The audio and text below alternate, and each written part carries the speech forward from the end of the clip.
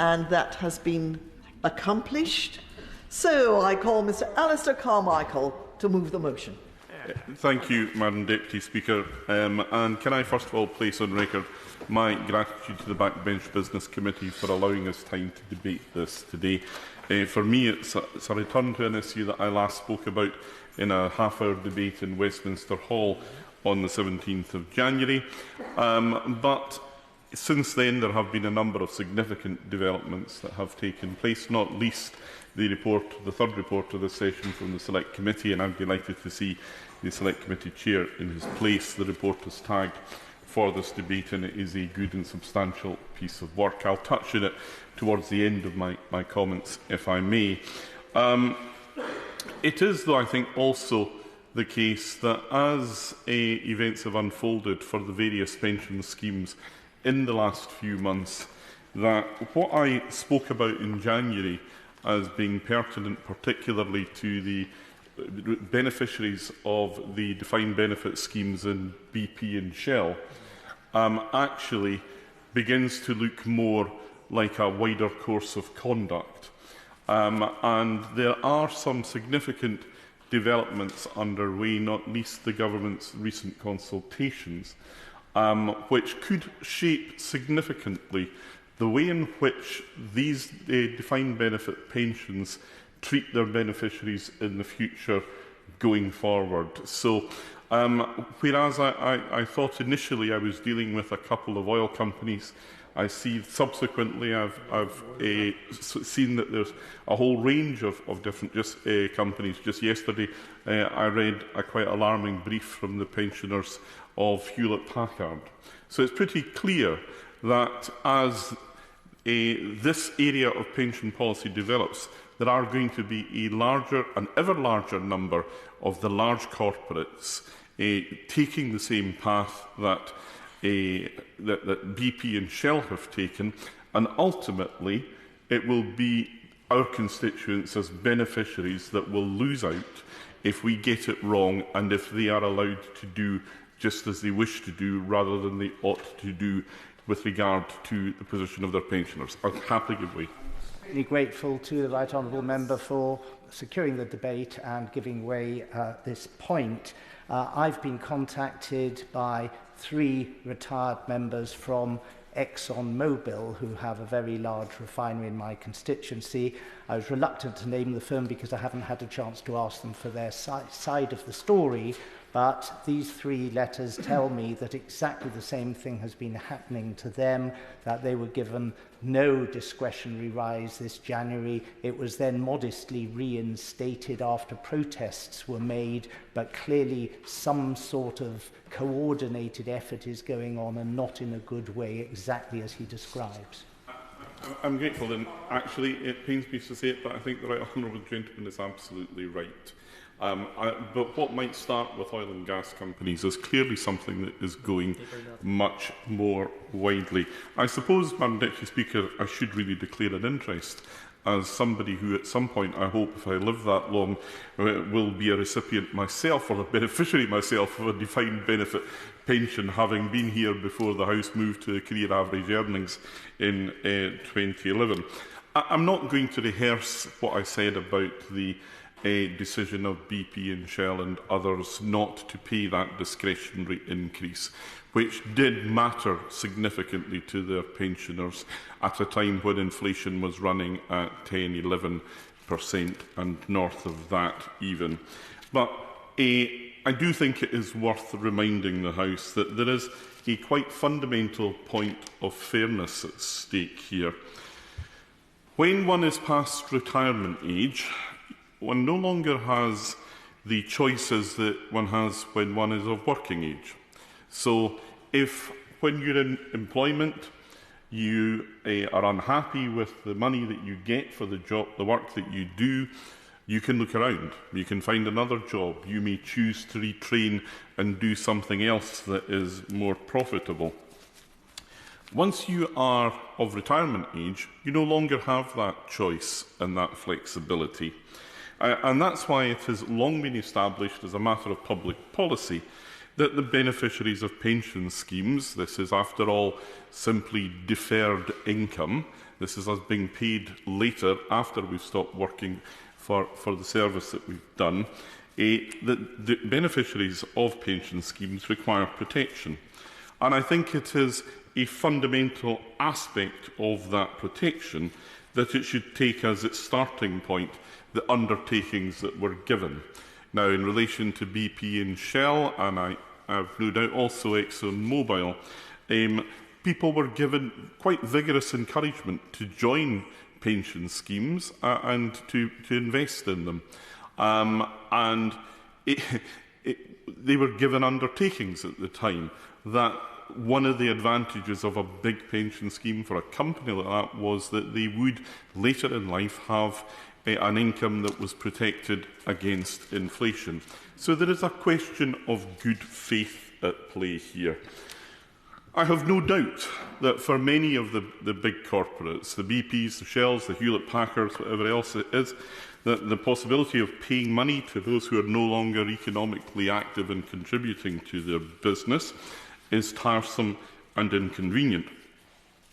But what never ceases to amaze me is the extent to which those at the top of these big corporates seem to think that somehow the corporates, as big as they are, simply because of the role that they've played. They don't seem to understand that they are the inheritors of businesses that were built by others, and those others are now amongst those who would be the pension beneficiaries. I think, Madam Deputy Speaker, if one is to stand on the shoulders of others, then it is always good to respect the fact that you only enjoy the view you have because of the shoulders on which you stand. That, I'm afraid, is something that seems to have been forgotten within the boardrooms of too many of our large corporates.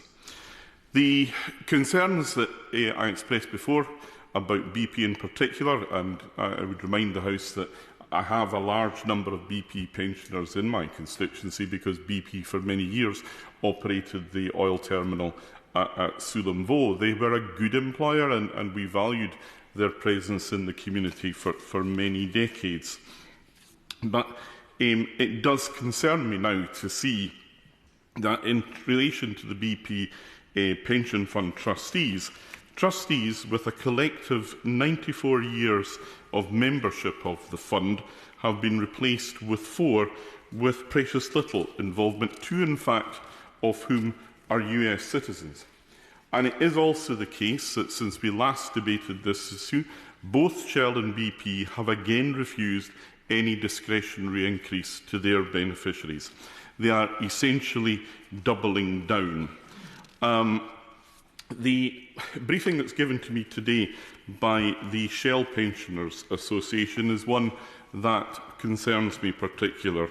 And I'm just for they've crafted it very succinctly and concisely, so I'm just going to read it into the record with your indulgence, Madam Deputy Speaker. They write to me, Shell has imposed this benefits cut upon its pensioners during a period when the fund was in healthy surplus and well able to afford full cost of living increases without call upon Shell's sponsor covenant. And Shell, its shareholders and senior executives benefited hugely from the same energy crisis that was already causing their pensioners extremely high rises in their cost of living.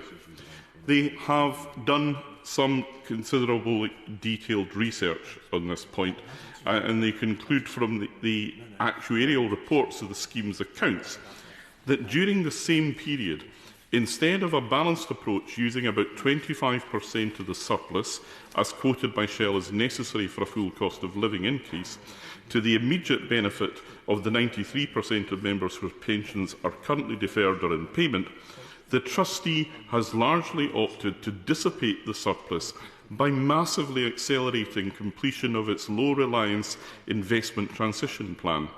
This 15-year plan was commenced in 2018, but with the acceleration opportunity provided by the surplus arising from increased bond yields, was almost fully completed in 2022. So that's where the money that could have funded the pension increases has gone. It has gone into accelerating a programme that was supposed to take 15 years and instead has been concluded in 4.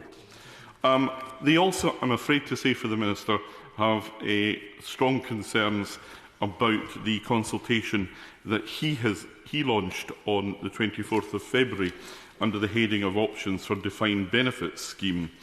They say we are therefore aghast that the Pension Minister opened a new consultation with a view to identifying ways of encouraging and enabling sponsors of direct benefit schemes to claw back surpluses. We feel that the foregoing demonstrates that sponsors require no assistance or encouragement in that, and on the contrary, stronger measures are necessary to hold the surplus for the benefit of the beneficiaries, particularly in contributory schemes in which they have invested their own money by way of deferred salary and additional voluntary contributions. This is a matter in respect of which the Select Committee report has given careful consideration, and I think that I, along with most of those whom I speak to, are well pleased with the recommendations of the report in that regard. With regard to BP, they too continue to double down. There continues to be no formal engagement with the pensioners group, what the previous Chief Executive Officer called the zero engagement strategy. I would have loved to have been at their AGM this year. It sounds like it was quite a heated affair by all accounts. But the analysis of it, published recently in the Times by their financial editor, ties in very well what BP are doing with the concerns about what we should all have about the future direction of travel here. And he wrote in a recent article, everyone at least pays lip service to the notion that meeting pension promises in full is paramount.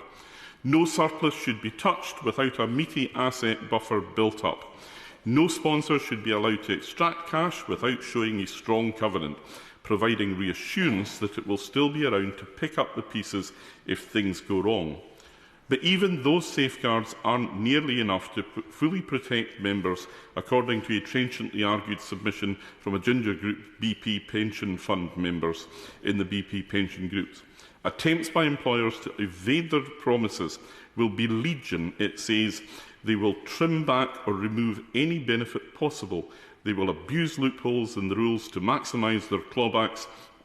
They will push hard to minimise what members should reasonably expect. It also warned that the prospect of executive bonuses being fattened up by success in grabbing back surpluses will be far more potent in driving company behaviour than any residual feeling of responsibility to ensure schemes pay every last penny of promised pensions. The message is that it could all end up in an unseemly scramble. The BP dispute is just a foretaste of how relations between many other defined benefit pension fund members and their former employers are going to sour if the surplus grabbing reforms are pushed through without proper safeguards. The old world, he writes, is dead. And I think, Madam Deputy Speaker, that sums up very well the tension between surplus pullbacks and the need to honour the commitments that were given to beneficiaries. And it seems to me that we're back again in the territory that we see so often at the moment, where there is this mismatch between the ability of the individual citizen to take on the big corporate or the big public body. This is just the private sector version of what happened to the sub-postmasters. The post office were big enough and strong enough and well enough connected simply to ignore the sub-postmasters, to lie about them, to straight back their concerns, to deny what was obvious to everyone until they could no longer manage to do so. So, what is the agenda here? And who is ultimately going to be the winners and the losers? And it's pretty obvious that it will not be the pensioners themselves that are the winners. I mean, I consider the reputational damage that this is doing to BP and Shell. Now, obviously, if you are an oil and gas company these days, you have to be a fairly thick-skinned corporate entity. But still, I ask myself, why are they simply refusing to engage? Why are they denying the very obvious and clear justice of the case from their own pensioners' groups? And I find it difficult to see any other explanation other than that essentially these funds are being fattened up for being hived off to insurance companies or others. I would also say, in passing, that the Times, the Thunderer, is not the only news outlet to have reported on BP in relation to pensions recently. The PR Newswire on the 29th of March of this year reported a case in Houston, Texas, where BP had been told by a judge that it must reform its pension plan following an 8-year legal battle over pension losses. This again comes back to the fact that you're dealing with big corporates who have got deep pockets and can see off the attention of the small pension beneficiaries. A group of Standard Oil of Ohio oil workers received a winning decision after an 8-year legal battle with BP Corporation North America, Inc., in a huge victory for oil workers, with a federal judge ruling that BP committed, and this is worth paying attention to, that BP committed fraud or similarly inequitable conduct in how it announced a pension formula change 30 years ago. Federal Judge George C. Hanks, Jr., ruled that BP violated the Employee Retirement Income Security Act of 1974 and that the plaintiffs, that is the workers, were entitled to appropriate redress by equitable relief. The court ruled plaintiffs demonstrated BP committed multiple violations of ERISA in its communications to its employees. The Ohio retirees maintained since 1989 that BP had insisted the new formula would provide benefits as good or better than the old formula. The judge agreed and found there is a pension shortfall for many. It's worth, though, reflecting exactly what the people who took that case were motivated by, the work that they had done for BP. Fritz Gunther, the lead plaintiff, dedicated his work life to BP, often in dangerous conditions on the North Slope of Alaska. He worked 2 weeks on, 2 weeks off for years, relying on BP's representations regarding his retirement. While he's still healthy, he says many of his colleagues face health issues, while others still have died within the last 8 years. The retirees' legal fight is taking place against a backdrop of retirement wave nationwide, with the US Census Bureau estimating that 1 in 5 Americans will each reach the age of 65 or older by 2030. That was the nature of the commitment that BP employees in America gave to the company, and it is a measure of the moral bankruptcy that there appears to be at the heart of that corporate, that they could not see that there was a necessary payback for these people in their retirement. Madam Deputy Speaker, I want just to touch very briefly on the Select Committee report to which I have referred.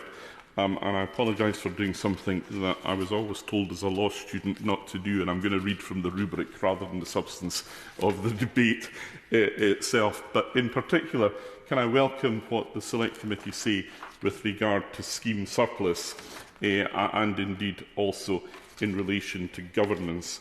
In particular, that part of the executive summary where they say many schemes are much closer than they expected to being able to enter a buyout arrangement with an insurer to secure scheme benefits. That is what I have touched on earlier. They're also right in talking about the various reasons why the effective or the flexibility would be advantageous to wider interests. So there is a balance to be struck here between the company, the beneficiary, and indeed the national interest in relation to having that money available for investment. But that balance has got to be properly struck, and the balance will inevitably slew towards the interests of government and corporate unless the necessary the protections are put in place. The Select Committee also observes that we note the current consultation on the level of funding a scheme would need to have for surplus extraction to be an option. However, strong governance will also be essential.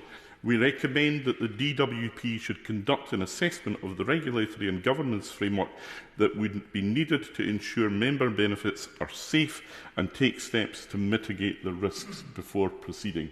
I think in the brave new world into which we emerge in terms of defined benefit pensions, that is a warning that the Minister and the Government would do well to take on board. If they don't, I'm afraid that the losers at the end of the day will be our constituents, the beneficiaries of these pension schemes, and we will look back in years to come and see what BP, Shell, ExxonMobil, Hewlett-Packard and others simply have done to be simply the canaries in the coal mine. The question is, as on the order paper.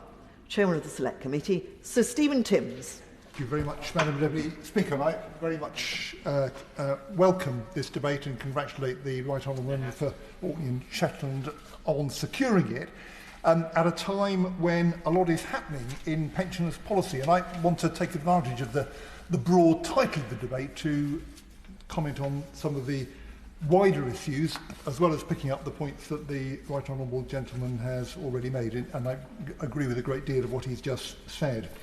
But I think the position we're in at the moment is auto-enrolment, which was devised under a Labour government, legislated for under the coalition, and implemented under subsequent Conservative governments, has been a huge success in increasing the number of employees saving for a pension. But a lot of challenges remain. And above all, the amounts that people are saving under auto-enrolment are not enough for an adequate retirement income.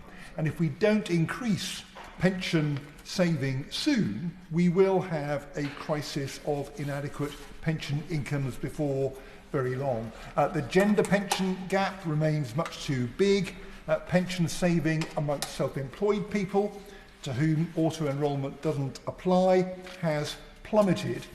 And the Chancellor, I think rightly, is looking at how we can boost investment into the UK economy from pension funds. But UK pension funds, for understandable reasons, some of which were touched on by the Right Honourable Gentleman in his opening remarks, they've largely withdrawn from investments into companies as regulation has pushed them to reduce the risks that they face. And one thing that we very much must not do is force those funds, defined benefit funds, which are still open and investing, to close prematurely.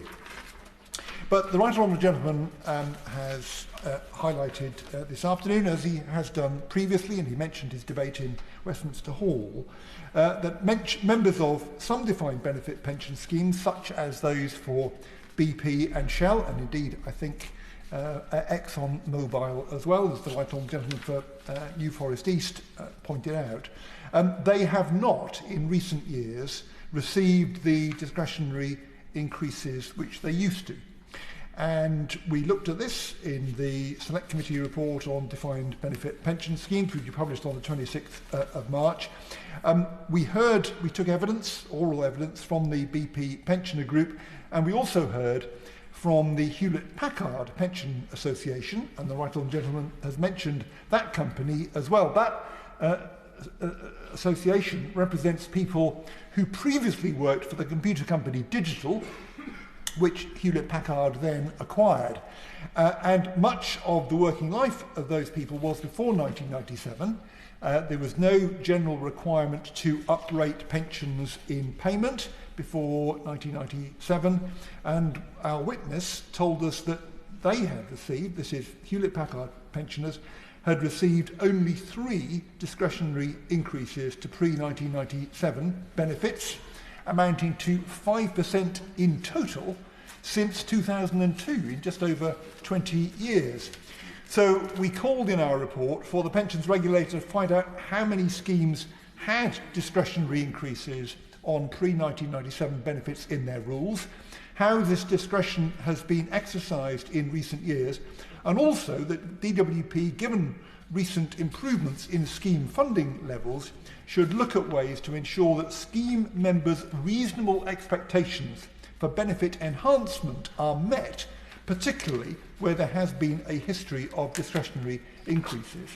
For scheme members with a lot of pre-1997 service, I wonder if the Minister, when he winds up, would comment on whether he will be looking at how their reasonable expectations for benefit entitlements, benefit enhancements can be met.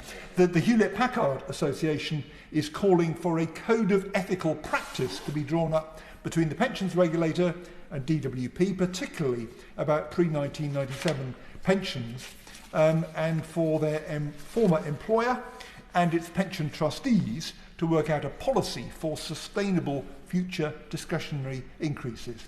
Would the Honourable Gentleman write on? Yes, I will. Yeah. I'm grateful to Right Honourable Gentleman because he's touching now on an area that I should perhaps have given more attention to, and it is that the most important protection you can give the beneficiaries is through independent trustees, and to ensure that the office of trustee is not one that can be manipulated by the company. Does the Select Committee have any proposals for improvement in that? Well, I think the Right Honourable Gentleman is quite right. And one of the things that we've been noting is there is a bit of a move towards sole trustees in a number of cases, and clearly that does give rise to some concerns about how one person will be able to represent the interests of the members of a pension scheme. So we are reflecting on that in the work that we're doing. But one of the members of the Hewlett-Packard scheme wrote to me, and may well have written to other members, he wrote to me this week about, and I quote, the further fear and despair they are now feeling as it dawns upon them that their company and pension scheme trustees are meanwhile preparing plans to de-risk by transferring their pensioner responsibilities to an insurance company. The Right Honourable Gentleman touched on this. That transfer quite possibly meaning, to continue the quote, no subsequent possibility ever for pre-1997 increases. And he calls that, I quote, a frightening prospect, and it's hard to disagree. Madam Deputy Speaker, the committee also looked at concerns over the new defined benefit funding regime to be introduced for scheme valuations from September. We noted that this regime had been developed in a different era where the vast majority of defined benefit schemes were in deficit, and amidst concern that employers were seeking to evade their responsibility to underfunded schemes. There have been big changes since then, especially in the wake of the LDI crisis following the budget of 18 months or so ago. In particular, there have been significant improvements in scheme funding, but the principles of this new regime have not been changed. Schemes are expected to target a position of low dependency on the sponsoring employer, meaning low investment risk, at the point of significant maturity. And this has prompted concerns that the funding code, when it's introduced, will force more unnecessary de-risking, particularly amongst open schemes, but also amongst schemes which are closed but have long time horizons, and that will increase costs to employers and result in premature closure. So we said that DWP and the pensions regulator needed to, quoting from our report, act urgently to ensure they do not inadvertently finish off what few open schemes remain by further increasing the risk aversion. In a letter to the committee on the 18th of December, the Minister told us that both the Department and the pensions regulator were acutely aware of the need to take account of the specific needs of open schemes, and he agreed that, and I quote, open schemes should not be forced into an inappropriate de-risking journey. We welcome that assurance, but that needs now to be reflected in the final wording of the funding code and in the regulator's approach.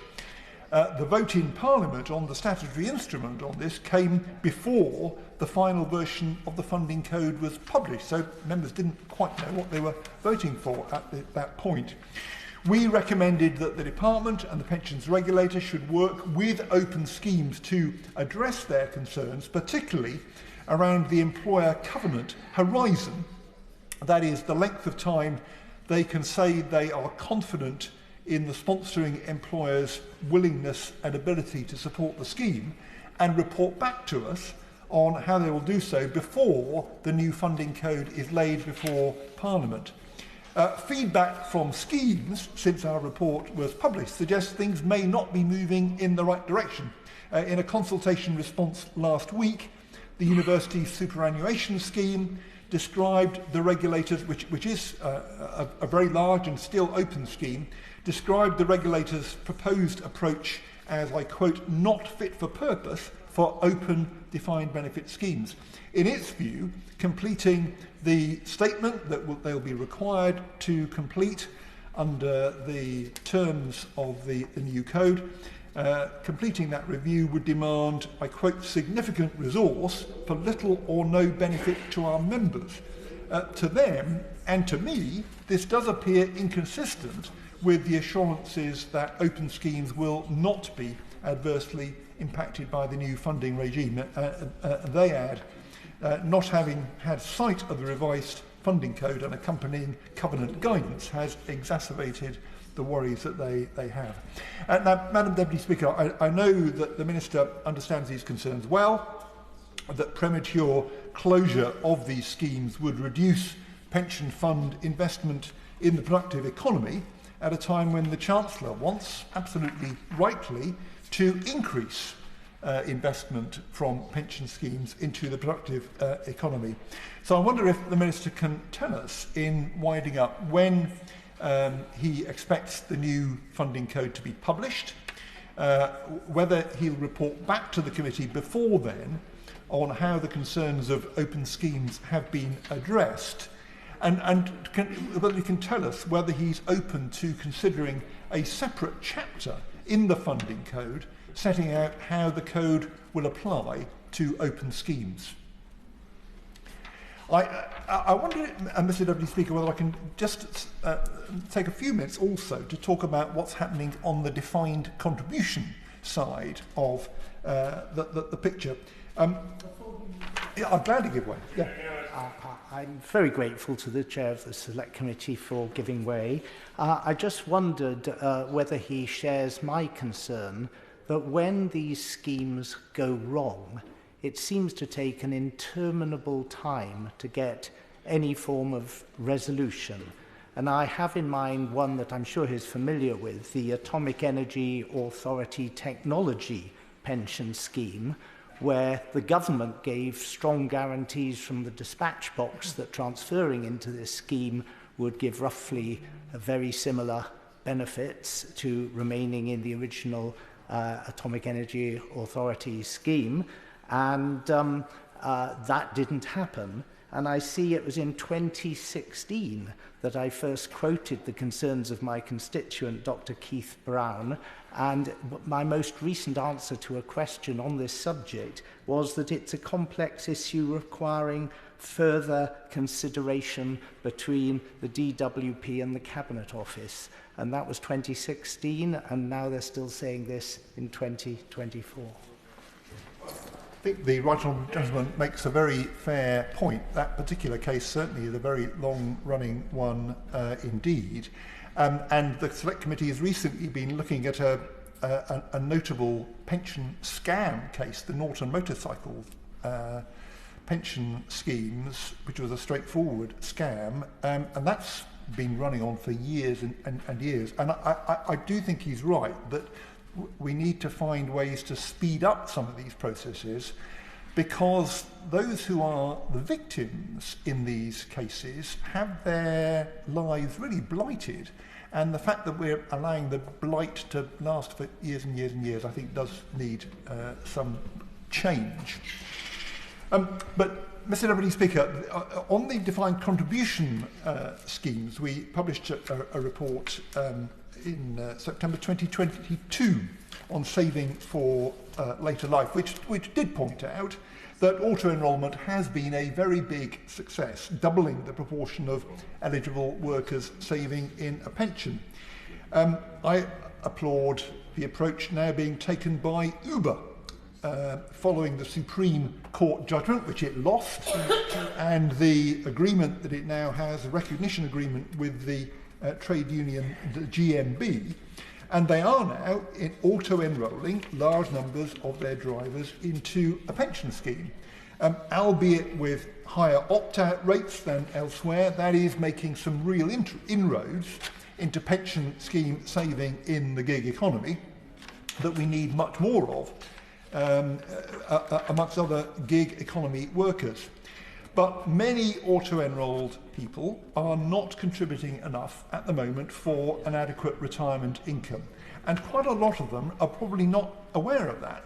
Contribution rates need to go up. So we recommended the government should first implement recommendations in the 2017 auto-enrolment review, reducing the minimum age for auto-enrolment from 22 to 18, and minimum contributions being paid from the first pound of earnings. Almost all our witnesses supported those measures.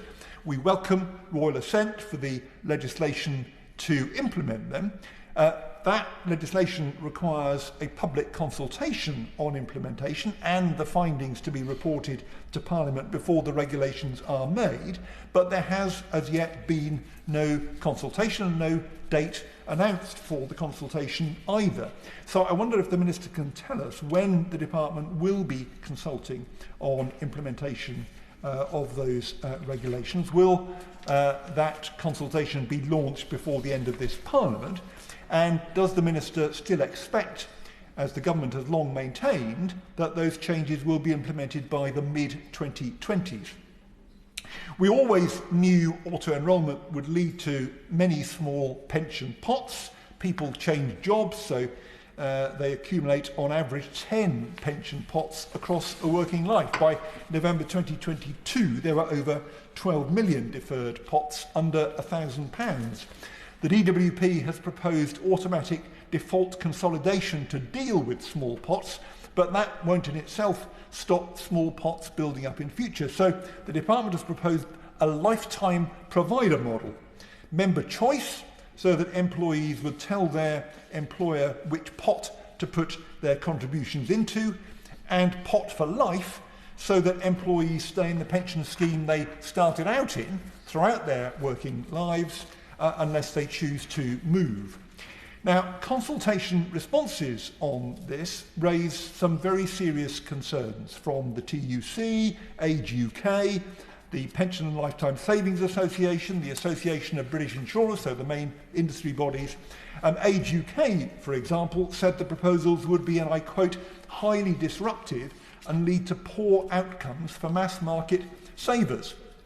Major concerns raised in the responses are potentially unwinding the consensus around auto-enrolment, that other measures in train, pensions dashboards, value for money, consolidation, will reduce the number of small pots anyway and improve value, that the proposals would benefit savers with larger pots but harm lower income savers, that they would increase employers' costs while removing entirely their role in selecting a pension scheme for their staff. And I've heard, and I'm sure the Minister has, time and time again, how important employers are to trust in pension savings, and also that employers have delivered in auto-enrolment, what we asked them to deliver.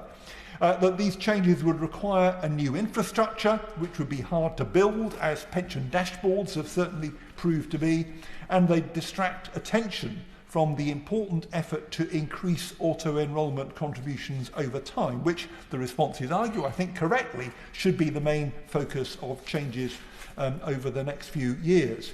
Now, the Minister will be very familiar with all those concerns. Will he tell us when the department will publish its response to the lifetime provider model consultation? And I wonder if he'd acknowledge that responses to that consultation so far have indicated the very significant risks in the proposal that the government came forward with for rather limited gains. So, Mr Deputy Speaker, there is a lot going on in this area. I am very grateful to the Right Honourable Member for giving the House the opportunity to reflect on all this at this particular time. There has been some good progress, for example, with auto-enrolment, but there's a lot more work that's needed, and I'm looking forward to hearing the Minister's reply. Doughty. Thank you, Mr Deputy Speaker. And it's a pleasure to follow the Chair of the Select Committee and indeed also thank the Right Honourable Gentleman for securing the debate today. It gives us a chance to raise a number of issues and I've listened with interest, particularly in relation to the remarks in relation to defined benefit schemes, but also the recent report of the Select Committee, which is what I want to refer to today, Mr Deputy Speaker. I speak today as a constituency MP for Cardiff South and Penarth on behalf of the many individuals who are affected by the collapse of the Allied Steel and Wire pension fund, which of course not just affected constituents in Cardiff South and Penarth but across South Wales, but also in other locations across the UK.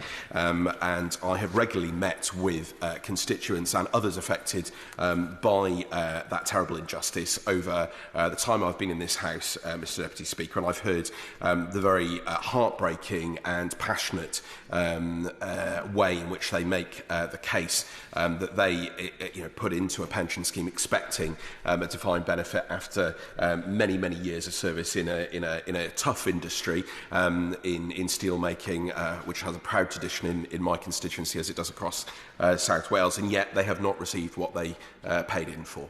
And that is essentially because the employees who were members of the schemes, in particular the ASW pension plan and the ASW Sheerness Steel Group pension fund, both wound up underfunded and ended up essentially having to rely on the financial assistance scheme, which, as has been said before, provides financial assistance to members of defined benefit pension schemes who lost all or part of their pension following the scheme coming to an end between the 1st of January 1997 and the 5th of April 2005. Now, the arrangements that were made, Mr Deputy Speaker, resulted in theory, members receiving broadly equivalent to 90% of the expected pension. That's obviously less than they expected to receive. But this could be reduced if it was above the FAS cap. And of course, for members who had paid in substantial amounts before the 5th of April 1997, they did not receive that index linking, which has meant that the value of their pensions and pension pots has been substantially reduced. Now, for the funding that went in after that date, even that, of course, is not going to have kept pace with actual inflation because it was related to up to a maximum of 2.5% increase. So the net result has been that many of them have received somewhere between 40 or 50% less than they felt that they were entitled to. Many who had paid in good faith. They've often explained to me very clearly, Mr Deputy Speaker, how they were originally sold the schemes, told it was going to be absolutely solid as the steel that they were working on, and yet found themselves in real difficulties in later life. And sadly, Mr Deputy Speaker, many of those members of that scheme have since passed away or suffered illness, financial hardship, mental distress and many other issues during that time. I'll happily wait. I thank the Honourable Member for giving me, and he's raised a point that I've been particularly concerned about. I have constituents who've come to me recently facing problems getting their pension entitlement actually from Police Scotland, public sector pensions. And one of the lessons that we need to learn from these continual scandals is that we need to act quickly, because the longer we take, the more people lose out, people pass away, and they never get the justice they deserve.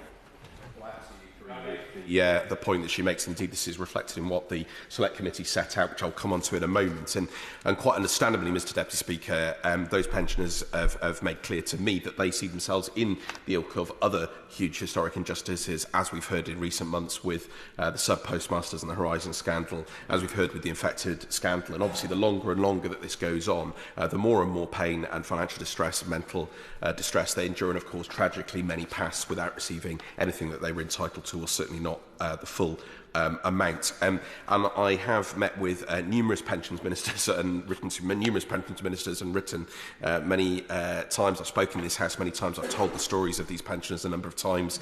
I do want to thank also colleagues on the shadow benches, in particular my colleague, the Acting Shadow Secretary of State, Member for Wirral South, my honourable friend on the front bench today, previous shadow pensions ministers, including the late Jack Dromey, for all they did to engage with those pensioners, but they are still not getting the answers that they rightly expect to have. And I'll come on to the response that I've had from the Minister here today in due course. I want to turn briefly, Mr Deputy Speaker, to the recommendations in the DWP report, which I know the Minister is very familiar with. The 22nd recommendation in the report says very clearly, and I quote, financial assistance scheme members are likely to have more of their service before 1997, so are particularly likely to be affected by non-indexation of pre-1997 benefits. And the report says any improvements for PPF members should also apply to FAS members. Given the age of many FAS members, the government should legislate as a matter of urgency to provide indexation for pre-1997 rights, and the government should review the FAS, including looking at the case for removing other discrepancies in FAS compensation compared to the PPF. It also says, I think it's in point 156, quoting from the report again, like the Deprived Pensioners Association and Prospect, the Pensions Action Group, which has worked on behalf of these pensioners over many, many years, said that indexation on pre-1997 benefits is its priority. Most FAS members have the majority of their service before 1997, and most were in schemes that provided for indexation of between 3 and 5% on all members' pensionable service. Non-indexation of benefits means that the average FAS award, £2,700, is progressively lower than the amount expected from the original pension schemes. And it quotes Terry Monk, who said, people should get what they paid for, end of story. If people paid for it, they should get it. And that's a sentiment that I've heard over and over again from my constituents and others. Now, as I said, Mr Deputy Speaker, I've engaged with many pensions ministers. There's been many over the years while I've been in this House. And I had a letter from the Minister here today on the 18th of April on behalf of those I wrote in on behalf of. And it says, I'm aware of and welcome the report of the Work and Pension Select Committee into defined benefit pensions. These are complex matters which require careful consideration. Any solution needs to be balanced and take into account the interests of financial assistance scheme members and taxpayers who fund the scheme. Therefore, I am now actively considering next steps, and it says, with an aim to publish our response in early summer. So I do have to ask the Minister today, will he meet with me and my constituents and other representatives who've been campaigning on this for so long? Can he give us some timeline today for when he expects to respond both to the Select Committee but also to these specific points? And could he perhaps provide his department's estimates of the costs involved here, how those weigh up in different scenarios? This obviously affects thousands of individuals, and I've heard different figures quoted at different points for addressing the concerns. It'd be good to understand what his independent assessment is of that. Mr Deputy Speaker, I said it's a passionate case made by my constituents and by those affected. This was a very highly publicised scheme. The former steel plant, still currently, it's under new ownership now, it's still heart of my constituency. It's a very visible site in Butetown and in Tremorfa. Many of those affected live locally. They didn't get what they thought they were going to get. That has caused huge distress to them and their families. We do need to provide them with some answers, and I would urge the ministers to look very, very carefully at the case that they've made and indeed the findings of the Select Committee. Thank you very much. Dr. Thérèse Coffey. Thank you, Mr Deputy Speaker, and it's a pleasure to speak in this debate, and I congratulate the Right Honourable Gentleman for securing it and the Backbench Business Committee granting it. This is a really important matter, no matter what age you are, and I appreciate today we're not here to talk particularly about state pensions. I would call on the shadow front bench to please desist from this scaremongering about what is happening potentially with state pensions. I think all parties now have committed in their election manifestos to have the triple lock, and it's something that has worked well in order to make sure that we are seeing fewer. So there's been a big uplift in the state pension since 2010, and that's something we worked on with the Liberal Democrats when we were first in coalition, and have continued with a couple of exceptional reasons. Once when we actually legislated to make sure that people could, through primary legislation, get the triple lock, and then again when we recognised the unusual situation that had happened with COVID earnings, but I know that pensioners are welcoming the significant increase with their very first state pension, most of them seeing that significant uplift this very week, just gone. I will give way. I thank the former Secretary of State for giving way. She says that we shouldn't be scaremongering, but I think there are some very, very serious concerns. And would she accept that, as a result of the policies of the former Prime Minister, the Pensions Regulator report said that the mini-budget contributed to a £425 billion drop in pension funds assets? That's affected every pensioner and potential pensioner in this country. So would she not at least accept some responsibility for that? I certainly won't accept the responsibility for that. I'm very conscious of the arrangement with the pension regulator, but also the situation that happened with LDI. And I think the Bank of England saw this as a risk in 2018, did nothing about it. But coming back to the very fact that the state pension is well trusted, well regarded, and it is scaremongering to suggest anything otherwise. So in this, but I'm conscious that today is really talking about private pension schemes. I think one of the things that in my short time as Secretary of State for Health, what came up time and time again, and it's this government that addressed it, was to actually change a policy which the Conservatives introduced, which was about the lifetime allowance, or rather had reduced to about £1 million over that time. And while I appreciate that for many people that sort of pension pot seems a real mountain away in terms of trying to climb to get to that, actually for doctors, consultants and nurses, some nurses, this was proving a barrier to them continuing to work in the NHS. And I think it's a sensible approach that was taken, and I'm pleased that we have done it. But in terms, one of the things, though, that has constantly been the case is the generous tax elements that have gone into private pensions. And that's why we have had such a successful industry. And it's why there's quite a difference between that and many other countries around the world on what we do with in terms of what comes from the state directly and what comes through private pensions. But I wanted to also recognise it was the previous Labour administration who put into place the building blocks for auto-enrolment for the creation of Nest, and that was a good thing to do. And I'm pleased it was actually just over a decade ago that we started that journey of that. And contrary to the predictions, it was actually good to see how many young people did not opt out. And that is a huge success story, and that's why I share with the Right Honourable Gentleman, the Chairman of the Select Committee, my keenness to make sure that we get on with that consultation to which he referred, and I'm sure the Minister will answer. I appreciate there will always be concerns, I get this, about what impact it might have on jobs, and it may be we need a two-stage consultation, one about the age, one about the consideration about lower earnings level, but I think it would be good to get on, because I think everybody realises the sooner you start, the more you benefit. And that is a really important part of why auto-enrolment has been such a success. Now, I think some other changes that have been made in more recent years in legislation, the creation of collective CDCs, collective defined contribution schemes. Clearly, there is still some interest in that, and I think Royal Mail is the closest to potentially starting one. But I think we should try and see what we can do to advocate this as a role model for many institutions to do. And this is a brave comment to make in this speech, Mr Deputy Speaker. I actually wonder if we should lead by example as Parliament and start to see where the members of Parliament's pension scheme should move to this approach. And the reason being, I'm conscious that taxpayer does pay for our contributions through the government, etc. And we do have an uncertain career path by becoming members of Parliament, so I understand that. But what's good enough for us and that we're creating legislation for, good enough for others, we should also consider leading by example and actually giving some impetus to that particular kind of new legislative vehicle. As I say, I may not be very popular for raising that, and I'm conscious of some of the issues that have already happened with the MacLeod judgment and similar, leading to this two-tier system, which has now been rectified.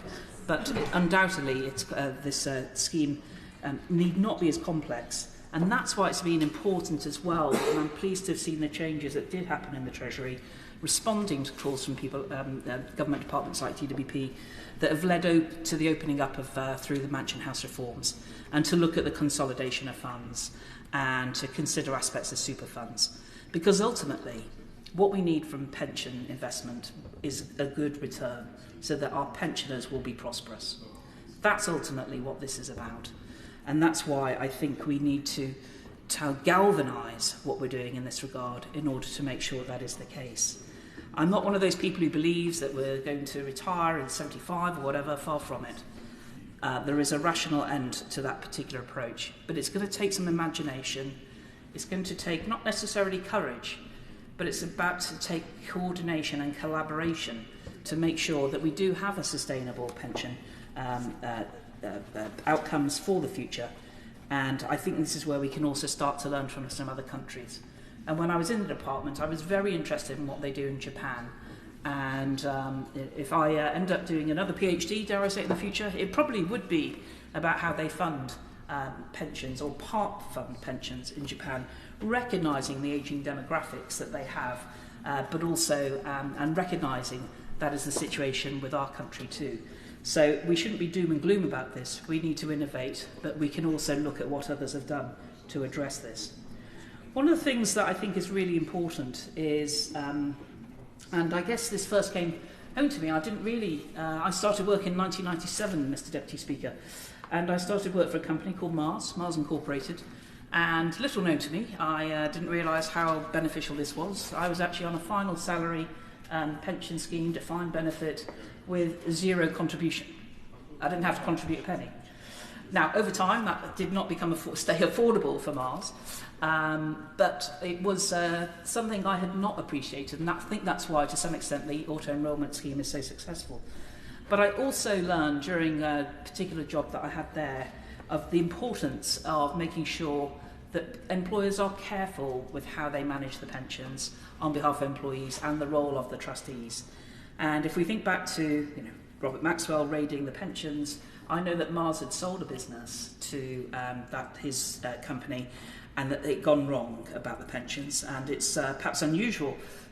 People may not be aware, in the 2P process, pensions are not included. They're specifically excluded, recognising that would be more limiting potentially for a sensible company M&A to happen.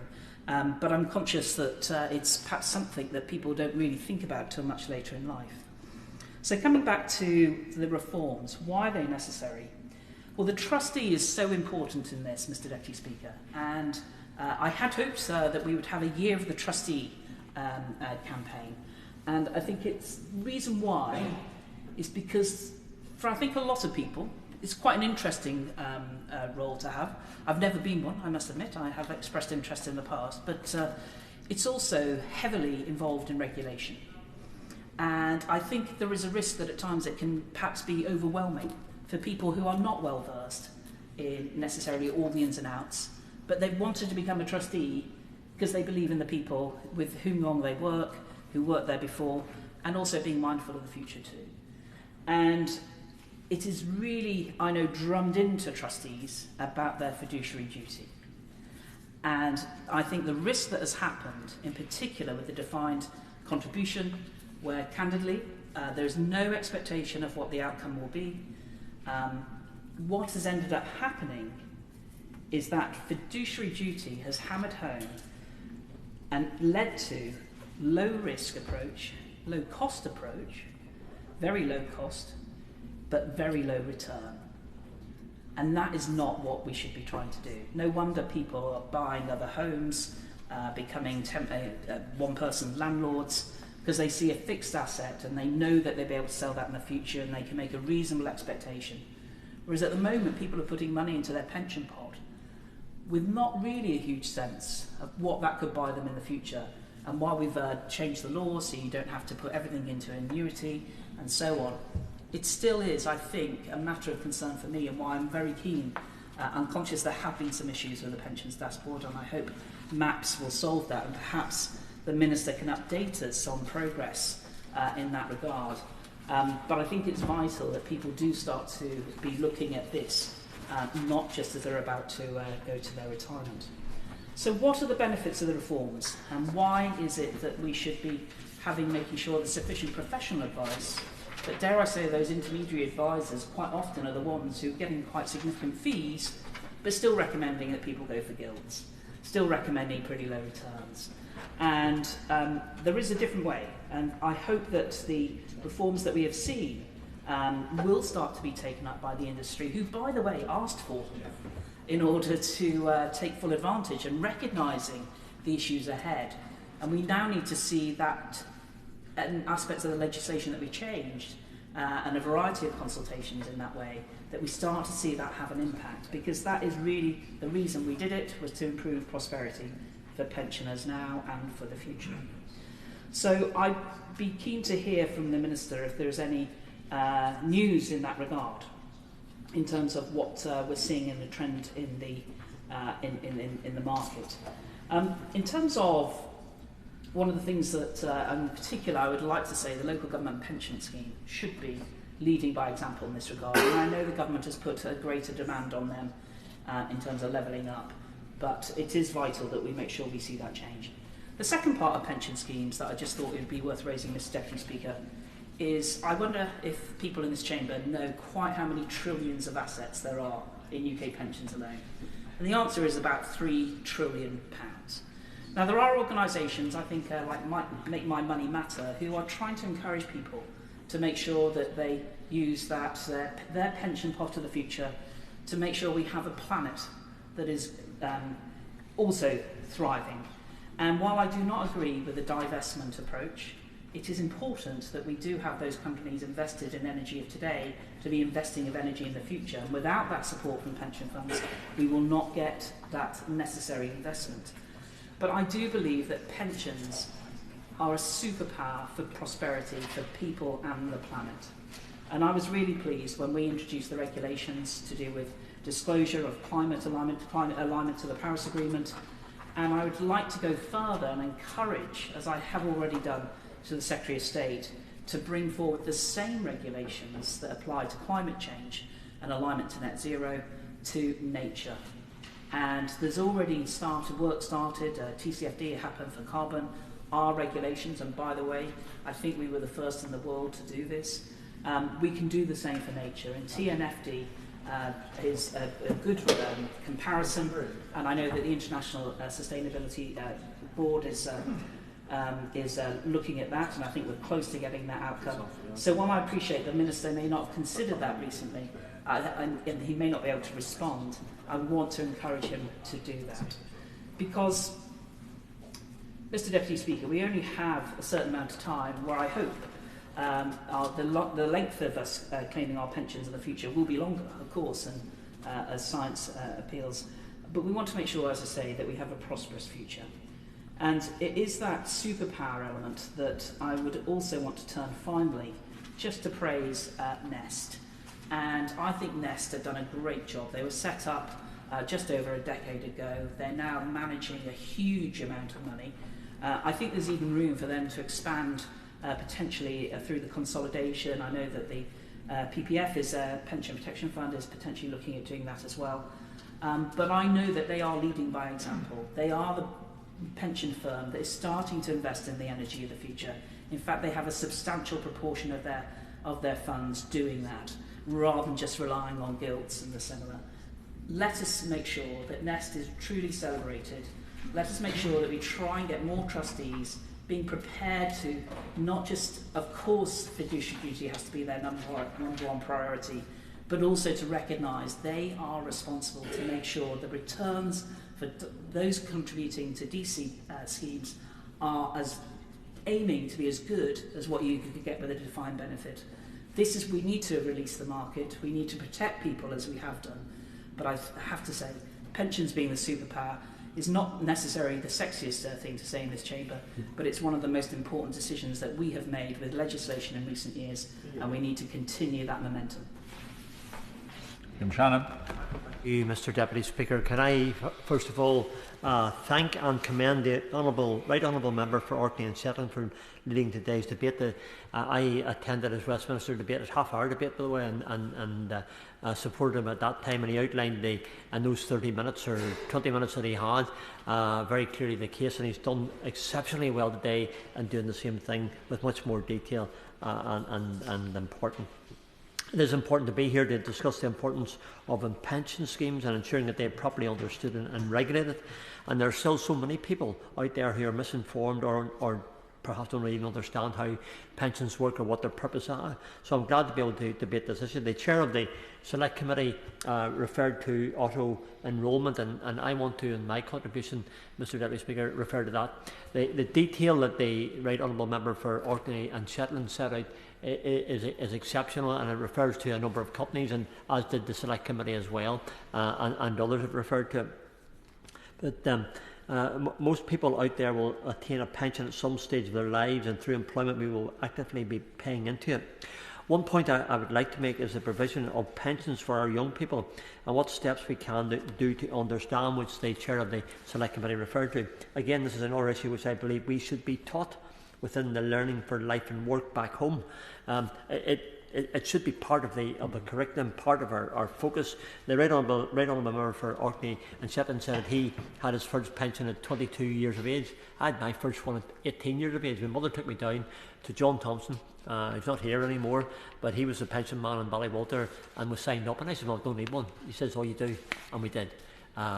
You never would, of course, ever say no to your mum, and I certainly didn't, and I don't regret that. And then over the years, you find out you have other pensions that you've taken out as well, and all of a sudden they are quite valuable, and they're exceptionally good to have them. Also, when I was 18-year-old, my mother took me down to the it was then now the Danske Bank, then the Northern Bank, and opened an account for me, give me £10 to start that account, which way back in the 60s would have been quite a lot of money. You could probably have bought a wee mini car, I think, probably at that time. Not sure what state the mini car would have been in, but I think you could have bought one for about £10 or thereabouts. The point I'm making is it's important to save, it's important to have a pension. And when we ask young people to look at their futures, start to plan, but when it comes to things like pensions, savings and mortgages, there is little provision within the education system to teach them about matters such as these, and there should be, not the Minister's responsibility directly, but perhaps maybe he could give us some assurance that may become and should become a subject for the curriculum. I've had the conversation with my staff before on the importance of paying into pensions. My youngest staff member's response was exactly this. She bought her first house, saving almost a decade for the deposit, thousands paying for mortgage advisors, for insurance, for solicitors' fees, for lenders' fees, and just about surviving to live in the present. There's an expectation now that they must save in a pension for their futures. And that purchase of a house is such a critical factor that the pension perhaps takes a second place. So what steps can be taken in the present to ease those financial burdens on young people to enable them to see the benefits of taking advantage of their pensions? I recently asked a PQ, Mr Deputy Speaker, regarding the consideration has been given to a potential opt-in scheme for young people under the age of 18. There is, I believe, a massive cause for this. Another two girls in my office have been working since the ages of 13. Obviously, age of 13 it's been part-time, but it's still been working. And there are so many young people out there, those who are employed from as young as this. And this is why shouldn't they reap some sort of benefit for that particular time from that 13-year-old right through? I understand government is to make a change to the extension of Automatic Enrolment Act 2023 to enable this to happen in the mid-2020s. And as we quickly approach this, perhaps again the Minister could give an update on this matter and where it stands. The last point I want to make, if I can, Mr Deputy Speaker, is in relation to pensions, is that of the WASPI woman. I know it's not a subject for this, and there will be a debate, I think, coming up today fortnight in this chamber on that very issue. But I secured a debate last month in Westminster Hall in relation to this issue, which I understand is perhaps not the pension issue for today. However, the scale of this issue and the popularity it has attracted really highlights the importance of planning pensions. That's the point I wanted to refer to. The Minister will be aware that compensation is in fact owed, so given the nature of this debate, if I just could remind him very gently of how it is possible for lessons to be learned in ensuring this does not happen again. The object, whenever the Right Honourable Member set the scene, he referred to what went wrong and to make sure it doesn't happen again.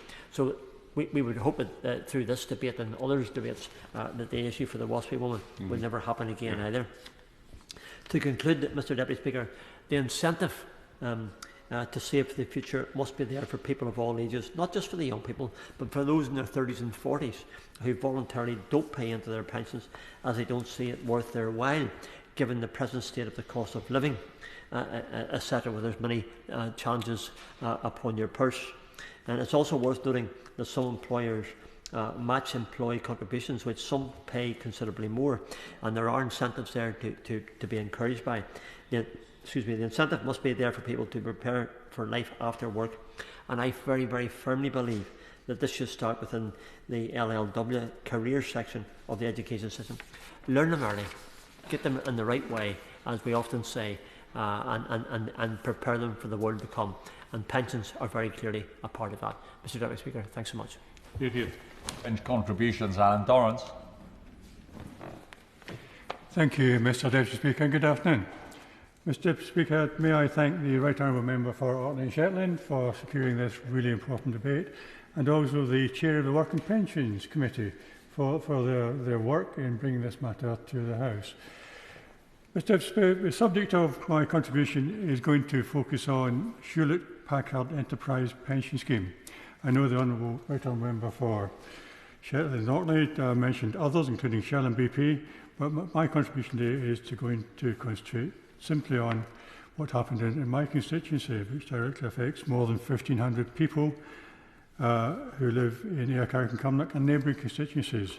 I speak on behalf of my constituent, Patricia Kennedy, as well as 9,625 members of the Hewlett-Packard Enterprise UK Pension Scheme, which includes more than 4,000 members of the Hewlett-Packard Pension Association.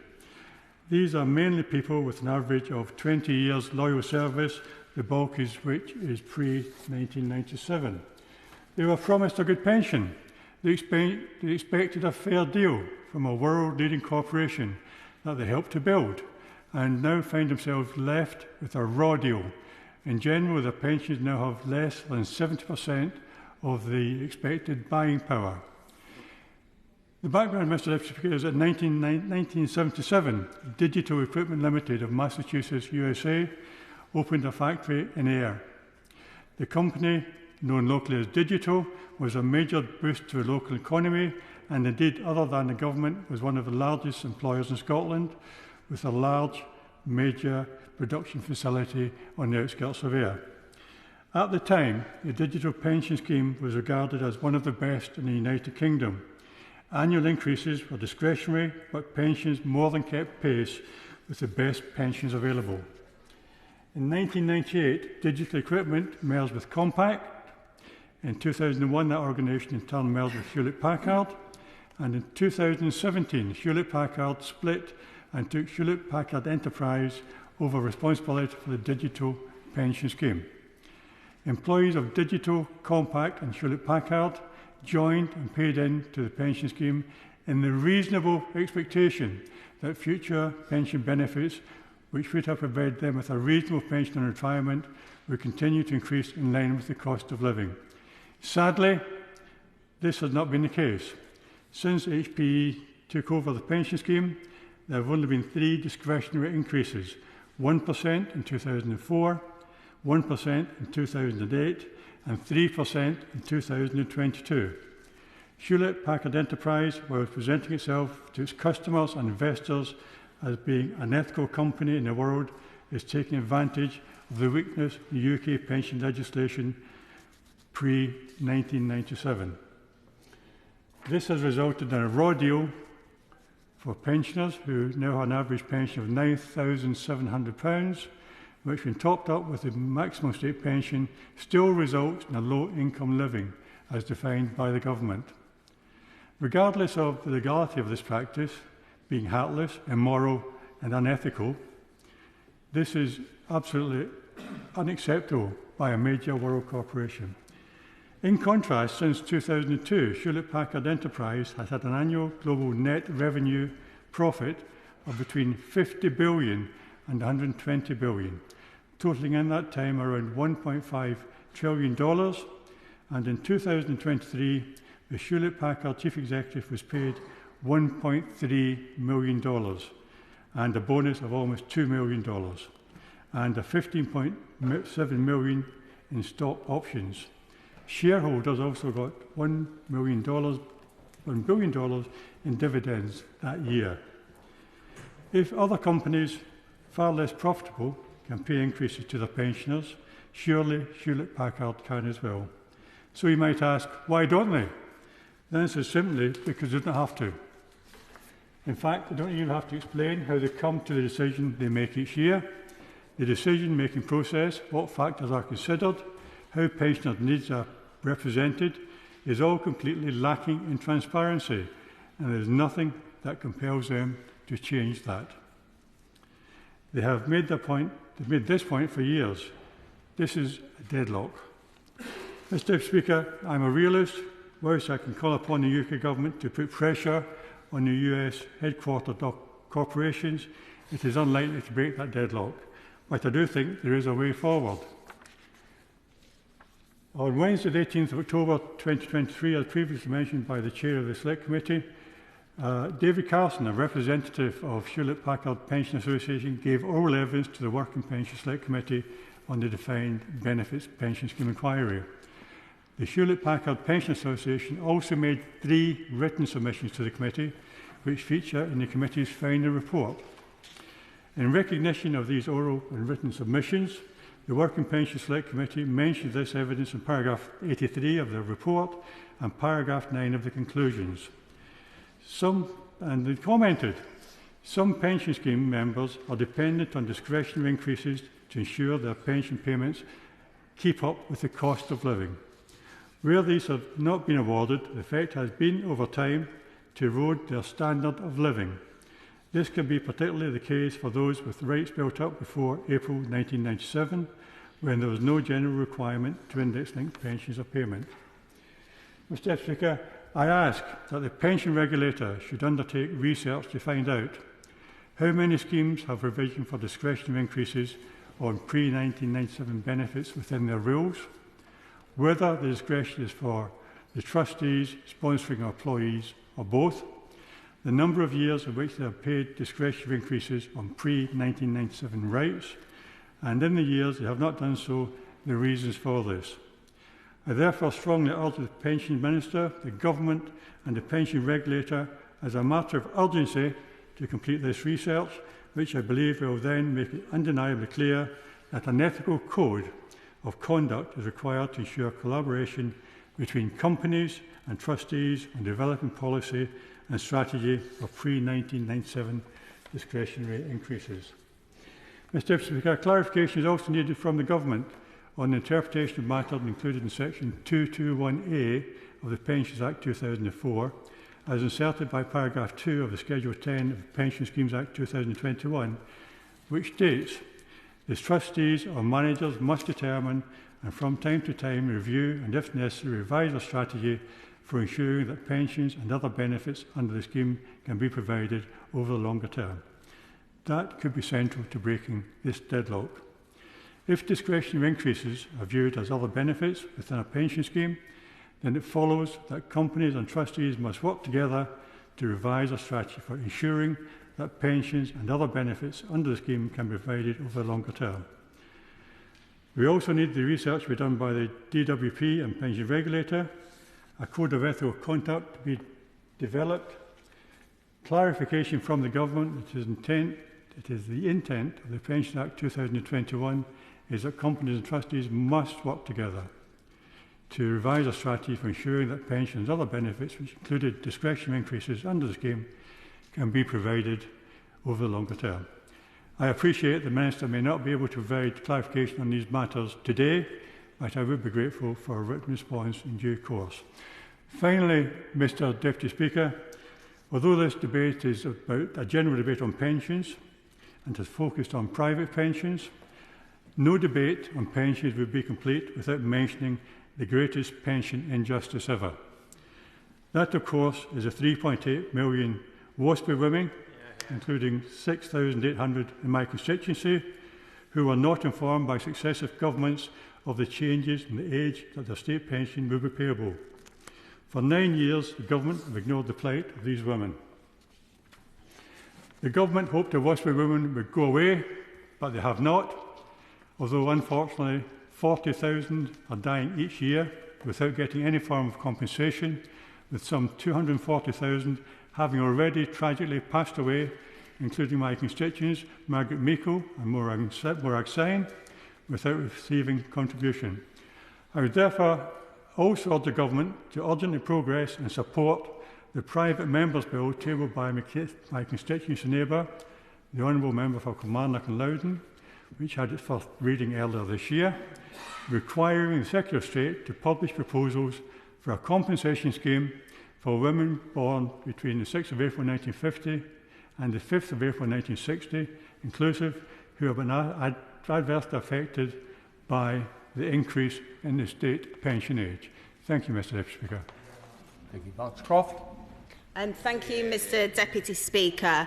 I want to start by congratulating the Right Honourable Member for Orkney and Shetland on securing this debate and for opening proceedings this afternoon. I know this is a subject he's spoken about passionately in the House before, especially in relation to the BP and Shell schemes and other oil and gas schemes, and decisions that have been taken which are not in the best interests of members, but because of other concerns. I admire his knowledge and determination in supporting those who have been affected by adverse changes to their pension schemes. My good friend, the member of Cardiff South and Penarth, so passionately raised the issues of his constituents, the Allied Steel and Wire pensioners, and the need that the government carefully consider the DWP Select Committee reports. And I do hope that he will meet with the Honourable Member and with their constituents, and that they can update the Honourable Member, who so doubtfully put forward their case. Now, in a previous life, I worked as a trade union official and represented many members in pension disputes, so this is an area of which I also have some experience. I also want to thank the Backbench Business Committee for granting the debate and colleagues for their valuable and insightful contributions. Young people are frequently and quite rightly advised to start planning for their retirement as early as possible.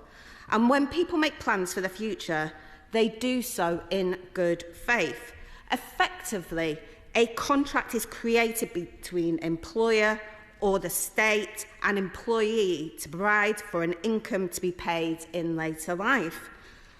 While it would be naive to think that nothing could change over the course of the intervening decades, when enrolling in a pension scheme, people make decisions about how they are going to afford their retirement. And the Right Honourable Member for Orkney and Shetland has spoken previously in this place about emotional representations he has received from people affected by the changes to the BP Defined Benefit Scheme. And I'm sure nobody here could fail to be moved by the words of a dying BP pensioner who has been told his window will no longer be protected from inflation, despite previous reassurances. Pensioners are, after all, pension is, after all, not only a means of income while we are alive, but also a way of providing for loved ones after we are gone. My Lewisham Deptford constituency is perhaps not so well known in the oil and gas world, but I too have a constituent who has been affected.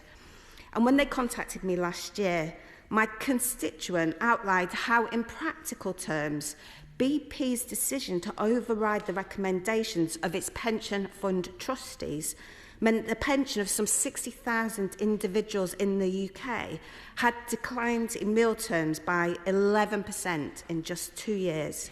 So for an individual in their 60s on an average pension, this 11% cut equates to a loss of income of around £60,000 across their retirement.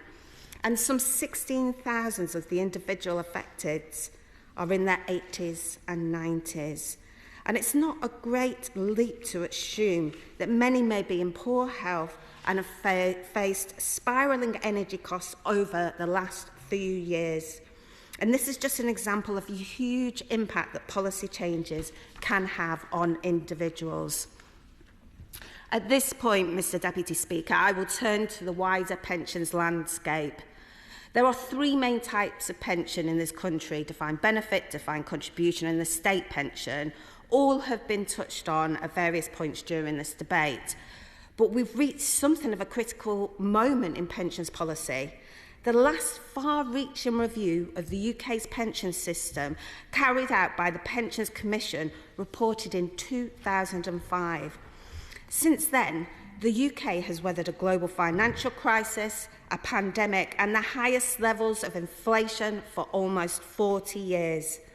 Over the same period, home ownership rates have fallen, and there has been a big rise in self-employment, and thanks to the gig economy. In short, the way people are or aren't saving for their retirement has changed, and we need to determine whether the current pensions landscape is still working. And this is why in November, my honourable friend, the member for Leeds West, announced a wide-ranging pensions review. And our review will look across a whole sector.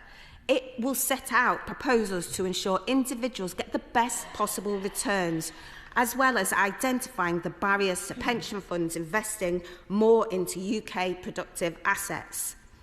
Perhaps a quick review of the track record of Labour and the Conservatives will provide further evidence of why Labour is best placed to do this. Under the last Labour government, pensioner poverty halved. 1 million were lifted out of poverty. So how are things going under the Conservatives? On their watch, 1 in 5 pensioners now lives in poverty. Gas and electric bills have rocketed. Mortgages and rents have gone through the roof, and more older people are renting into retirement.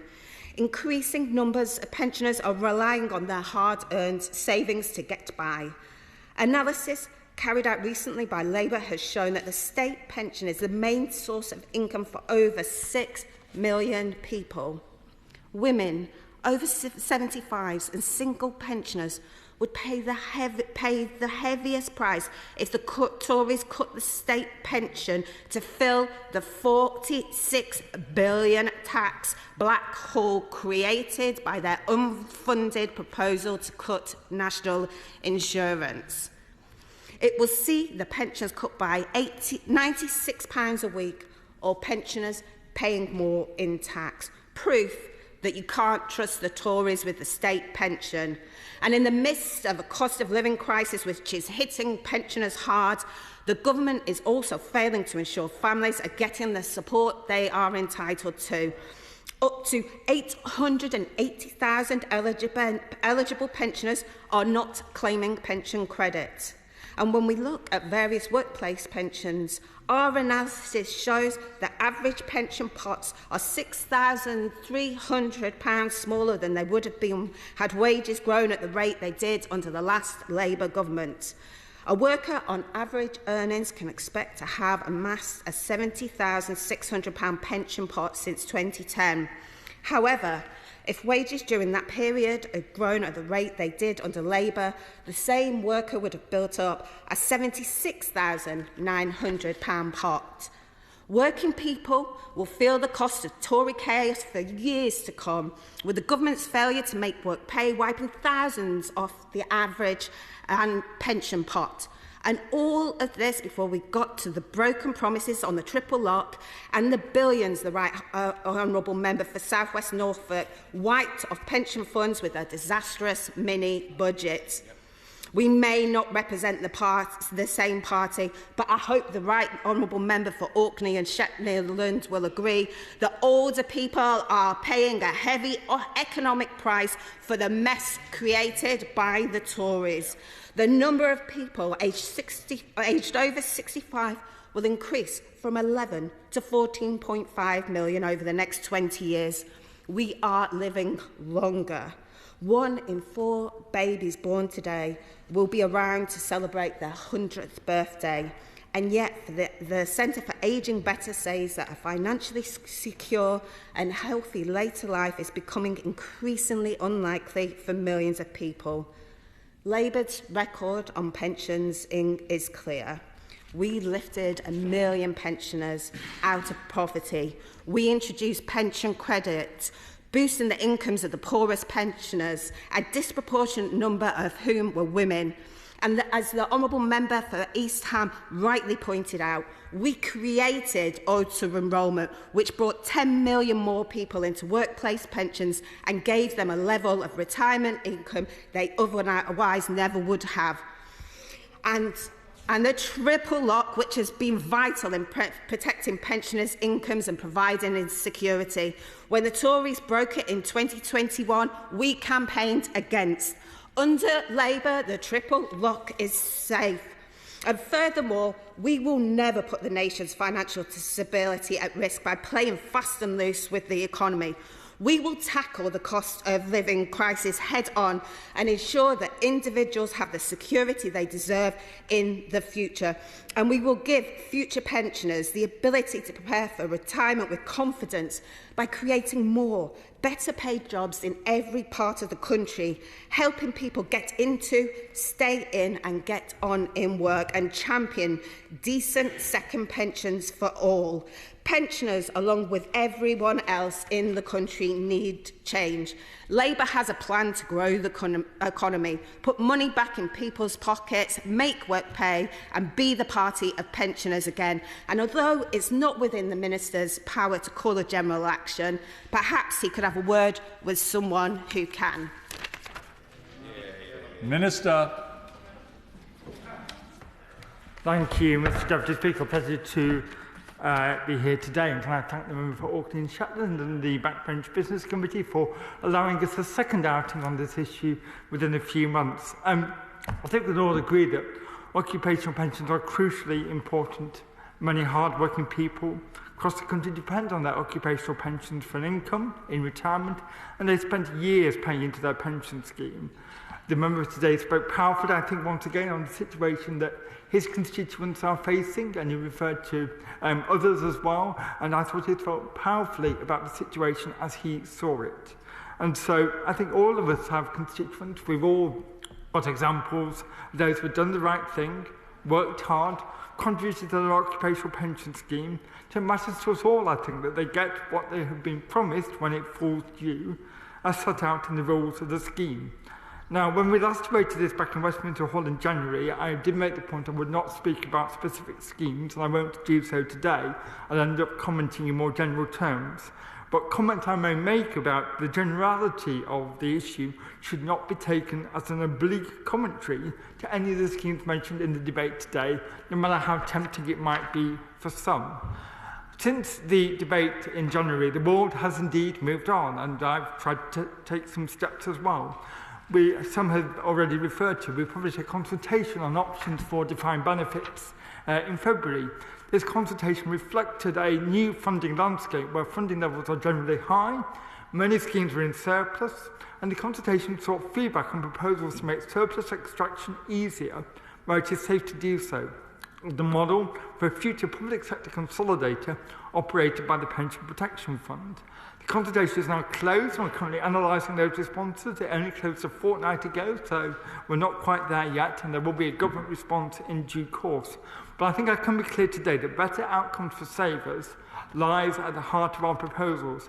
And I stress, given the comments we've heard today, the proposals around surplus sharing are there to include a range of safeguards as the starting and foundational principles to ensure that member benefits are protected.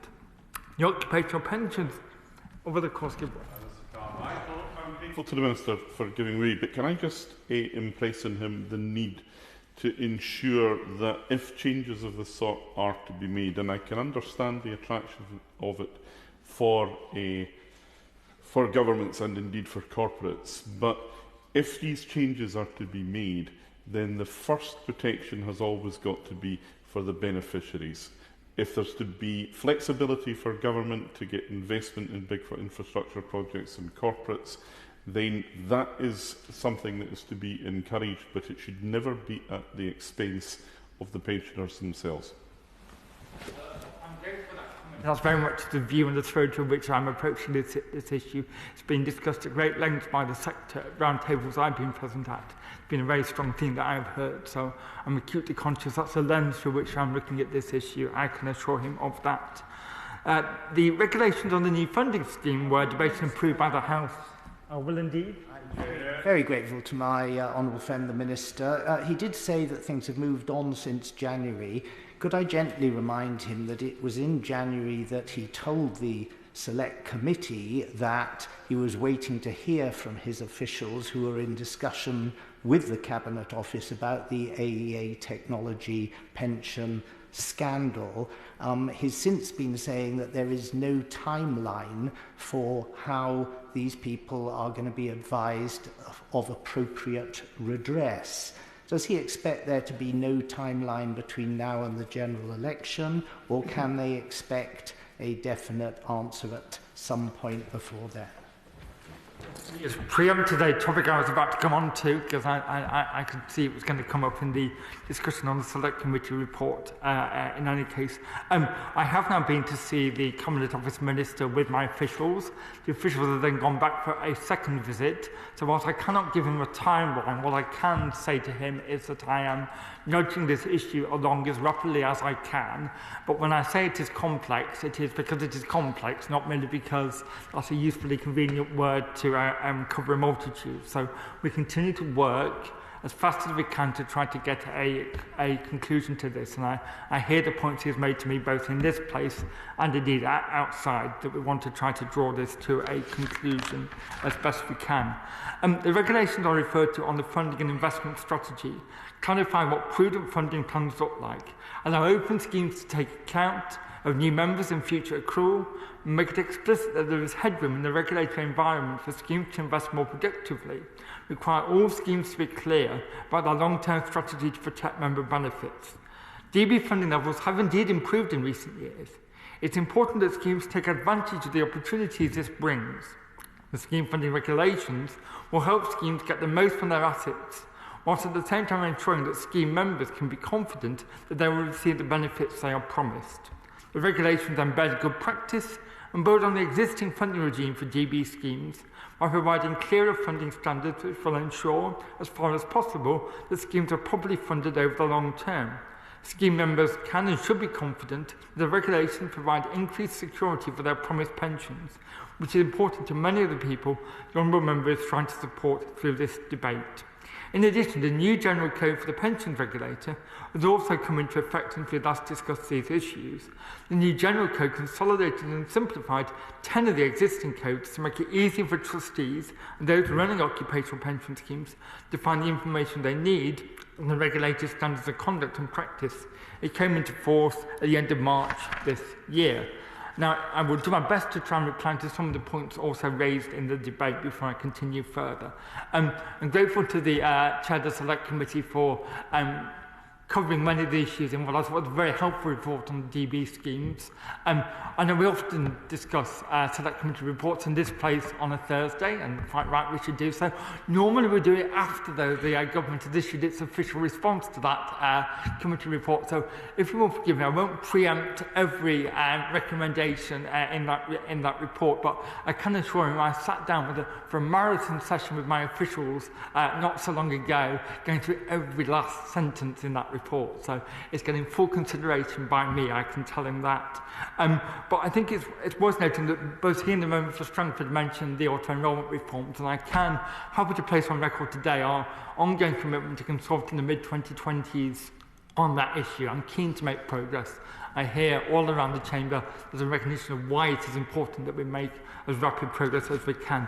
He also mentioned the lifetime provider consultation and has already summarised the general tone of the contributions very well. There have been more responses to that consultation than any other that have been during my time in the department, certainly. I've read most of them myself rather than just waiting for the summary. So I've also absorbed the similar mood music that he has done, and so I hope we can have a proper government response very soon on that. The member for Cardiff. And thank him for the attention he's paying to recommendations in our report. On the auto-enrolment review recommendations, does he envisage the consultation on implementation happening this side of the election? No decision has yet been taken on when that might be, and it would be wrong for me to speculate at the dispatch box as to when something might occur, but as I said just now, I'm very keen for it to happen as soon as we can manage that. The member for Cardiff South and Penarth rightly raised his constituents and the AWS pensioners. As you may be aware, if he read the evidence sessions that I appeared on in front of the Select Committee, I have met with the pensioners, listened very carefully to them, and whilst this might, unfortunately, I always feel it sounds like a cliche when I say it, but I listened carefully, I commissioned work on the back of that meeting, I received that work, I reviewed it, I then commissioned some further work on the back of that, and the policy development process is ongoing. I am happy to meet him, and I noticed he asked for a timeline. He'd actually just read out my timeline when he quoted my reply to him for the 18th of April, so he's answered his own question almost.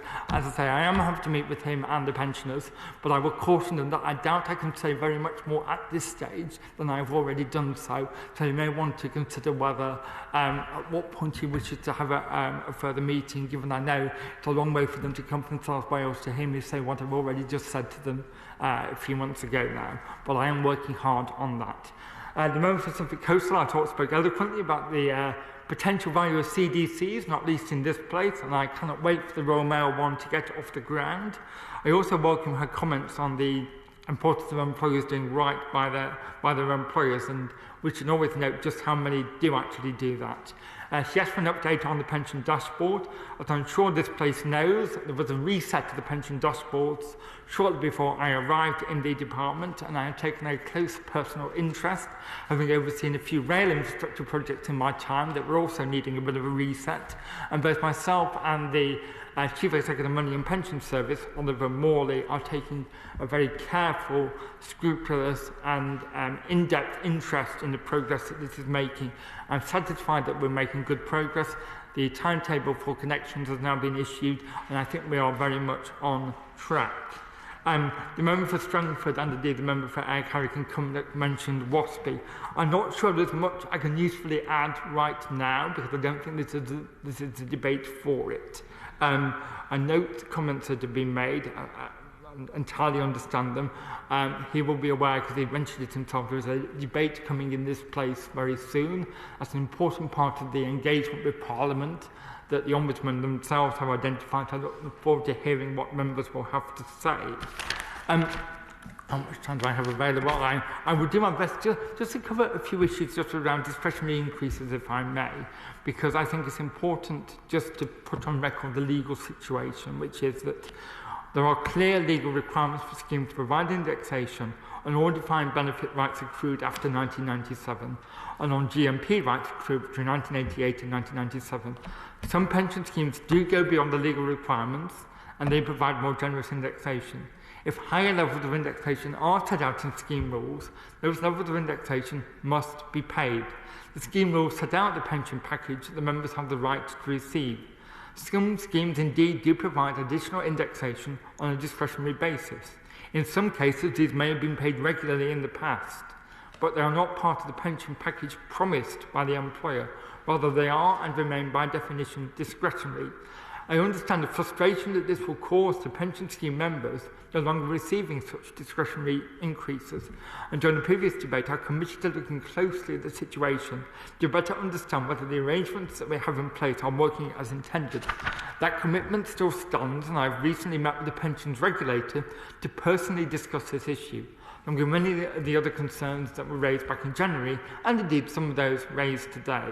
But I have to stress that legislation doesn't and can't seek to set out exactly what every scheme must do in each and every circumstance. The legislation sets out some minimum standards for indexation that does not prevent more generous arrangements, which may be brought into the scheme through its rules or provided on a discretionary basis. But those arrangements are the concern of the scheme trustees. Government sets a minimum legal requirement which trustees and sponsoring employers can exceed if they choose, if they judge that the scheme can afford it in the short and the long term. It is extremely important to achieve a balance between providing members with some measure of protection against inflation, but not increasing schemes' costs beyond what most schemes can generally afford. Trustees, whether of big firms or small firms, must have an eye to the future viability of their scheme. I'm very grateful to all members who have contributed today. It's been a wide-ranging debate, partly because it's been called pension schemes. It means it can cover a multitude beyond the more precise issues that I know the member for Orkney and Shetland has been raising. So I'm grateful to all who have participated today, and I commit to working much harder on this issue in the future because I know how important it is to so many of our constituents. 2 minutes. Alistair Carmichael to wind up. Thank you, Mr Deputy Speaker. When I contacted the Speaker's office this morning, I was told that there was only myself and the Honourable Member for East Ham down to speak. So I'm delighted that we have had a good debate. We've had contributions from no fewer than 10 members. Given what's happening elsewhere today, I think that is quite significant. A number of members have made reference to the WASPy women, which I didn't in the course of my remarks because it was not really germane, but it is a point that is well made and I would very much associate myself with. The Ombudsman took long enough to get a report on that, and now we need to get on and honour it. Otherwise, what is the point of having an Ombudsman in the first place? The function and purpose of debates such as this is to ensure that the concerns of our constituents are heard in government, and the presence of the Minister on the bench today is an important symbol of that. Consider, though, the companies to which reference has been made today: BP, Shell, ExxonMobil, Hewlett-Packard, Allied Steel and Wire, some of the best-known high street names in the country. And I hope that what we've heard today will be heard also in the boardrooms of these and other companies, because the people who run these companies should understand that we are watching what they're doing, that they have an obligation to treat their former workers, their pensioners, fairly. And if they do not have it within themselves to do that, then those of us in Parliament and government will make sure that they have to. The question is as on the order papers. May I say aye? Contrary, no. I think the ayes have it. The